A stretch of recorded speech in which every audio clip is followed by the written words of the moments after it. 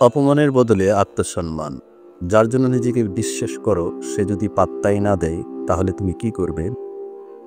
জীবন একটা মহাকালের শিক্ষণীয় সফর। এই যাত্রায় তুমি যখন কাউকে মন খুলে ভালোবাসো, শ্রদ্ধা দেখাও, গুরুত্ব দাও, তখন সে যদি তোমাকে তুচ্ছ করে, বুঝে নাও সমস্যা তোমার নয়, সমস্যা তার উপলব্ধিতে। কারণ কেউ যদি নিজের অযোগ্যতাকে লুকাতে চায়, সে প্রথমেই অবহেলা করে তাকে, যে তার আসল পরিচয় চিনে ফেলেছে। তুমি যদি বারবার তাকে সময় দাও, মন দাও, গুরুত্ব দাও, আর সে যদি ভাবে তুমি সহজ, তাহলে থেমে যাও। মানুষের একটা প্রবণতা হলো, যা সহজে পায় তা অবহেলায় ফেলে।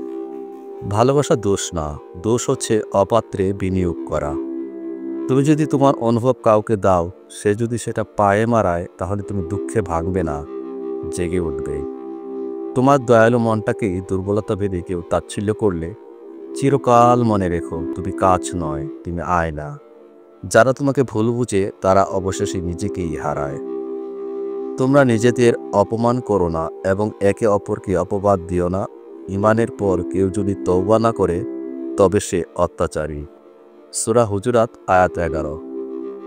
সহজ কবির সরল কথা। ভালোবাসা দিলে পাত্তা পাওয়াটা অধিকার নয়, সৌভাগ্য। আর কেউ যদি তোমার সহজতাকে মূল্যহীন ভাবে, তবে সে কিন্তু তোমার নয়, সে তার অযোগ্যতার সাক্ষ্য দিচ্ছে মাত্র।